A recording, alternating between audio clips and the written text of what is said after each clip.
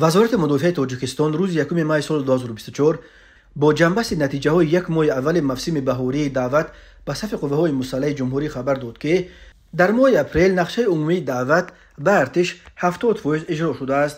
برای مقایسه در ماه اول دعوت تیرمایی یعنی در ماه اکتبر سال 2023 نقشه دعوت 75% و در ماه اپریل سال گذشته 63% اجرا شده بود. دعوت بهاری امسال با آن فرق میکند که در یک ماه اول خوشبختانه شکایت ها درباره ابله تقریبا به گوش نمی رسد.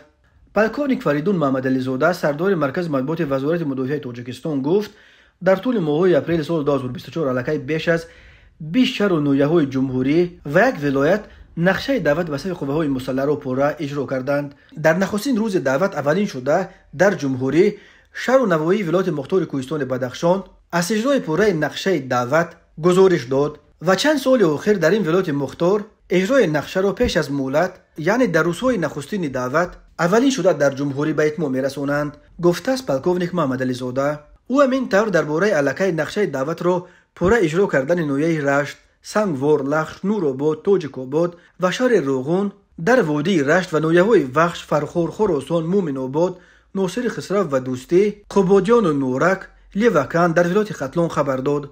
همین طور بنا به اطلاع سخنگوی وزارت مدافع اجرای نقشه در ولایت سوخت در یک ماه اول موسم دعوت بهاری 55%، در دوشنبه 51% تشکیل داده است. ولی به گفته فریدون محمدعلی زاده مسئولین مقامات دولتی وابسته به دعوت در 4 نویه پایتخت عزم دارند که این چاره‌بینی مهم سیاسی را با صفت بلند و پیش از مولد به انجام رسانند. لازم به یادآوری است که در 2 موسم دعوت بهاری و تیرمای سال گذشته نقشه عمومی در جمهوری در نهایت اجرا نشد، زیرا مرکز مطبوعات وزارت مدافع نتیجه های نهایی آن 2 معرکه را نشر نکرد.